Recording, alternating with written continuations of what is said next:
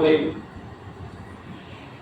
এই প্রচন্ড গরম হযরত আয়েশা রাদিয়াল্লাহু তাআলা আনহা জিজ্ঞাসা করলেন যে হুজুর, 200 কে পানি ছাড়িয়ে দিয়ে যা আমরা কিভাবে সহ্য করব, কিভাবে 50,000 বছর পর্যন্ত এই হাসরের ময়দানে আমরা থাকবো?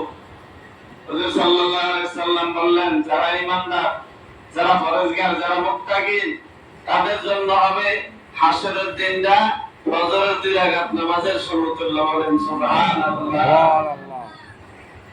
যারা পরহেজগার, যারা মুত্তাকিন, যারা আল্লাহ বিরু, যাদের ভিতরে তাকওয়া আছে, যাদের ভিতরে পরহেজগারি আছে, যারা আল্লাহর জন্য সব কাজ করে, আল্লাহর জন্য মানুষকে ভালোবাসে, আল্লাহর জন্য মানুষকে খারাপ বাসে। যার ভিতরে খারাপই আছে সে আল্লাহর জন্য দুঃখ প্রকাশ করে, আল্লাহর জন্য সে ঘৃণা করে। আর যার ভিতরে ভালো গুণ আছে সে আল্লাহর জন্য তাকে ভালোবাসে। ঠিক না ঠিক? রাসূল হাদিস ঠিক না ঠিক? এজন্য কইছে তোমরাই বেহেশতের উম্মত, তোমরা খায়রের উম্মত, তোমরা শ্রেষ্ঠ উম্মত। কেননা সৎ কাজের আদেশ, অসৎ কাজে নিষেধ করার জন্য তোমাদেরকে দুনিয়াতে পাঠানো হয়েছে। কুনতুম খায়রা উম্মাতিন উখরিজাত লিন-নাস। তোমরাই বেহেশতের উম্মত, তোমরা শ্রেষ্ঠ উম্মত।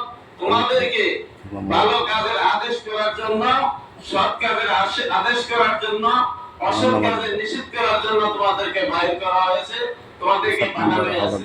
কেননা 1,40,000 পয়গম্বরের পরে আর কোন পয়গম্বর আসবে না।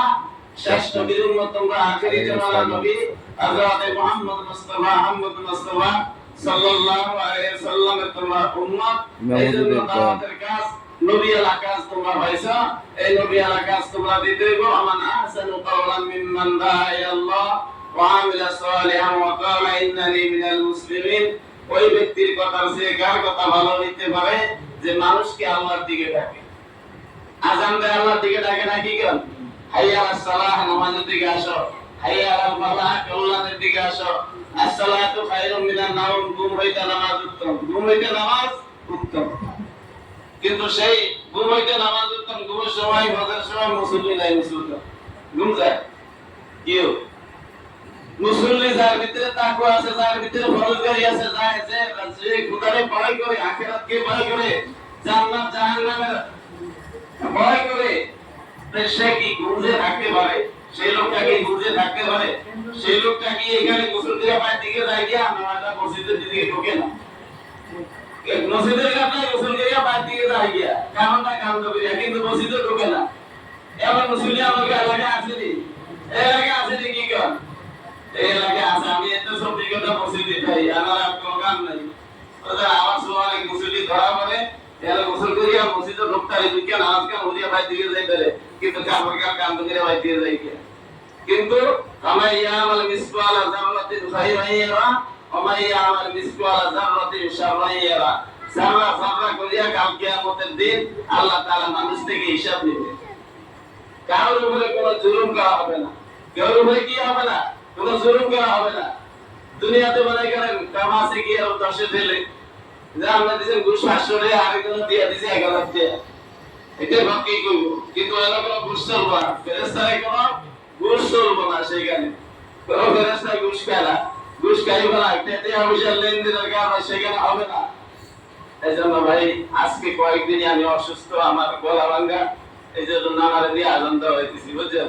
আজান তো ভাই আমি দিই ফজর নামাজ, আজান এতে দেওয়া দিয়ে পড়াই, তাও ভাই গেলে দিয়ে টাইম আগে উঠে, কিন্তু তাহলে স্যার একটু আজান আমি দিই।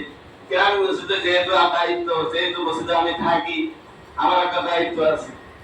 যে আজান দিবে সে নেকি পাবে, যে আজান দিবে না সে নেকি পাবে না। তারপরে যদি কোনো মুসল্লি বলে যে আমি আজান দিতে পারেন, কোনো অসুবিধা নাই, কোনো হিংসামি কেউ করবেন না, কেউ সাথে কেউ হিংসামি করবেন না। অনেকে আজান দিয়েছে মগরিব আজান দিয়ে রাখছে, এটা আজান দেয় না, ওইটার আজান দিয়ে রাখে না, এটা আজান দেয় না, এরকম হিংসামি কেউ হবে না। হিংসু কাল কিয়ামতের ময়দানে নিস্তার নাই, হিংসুকের নিস্তার নাই। হিংসা করবেন কারে?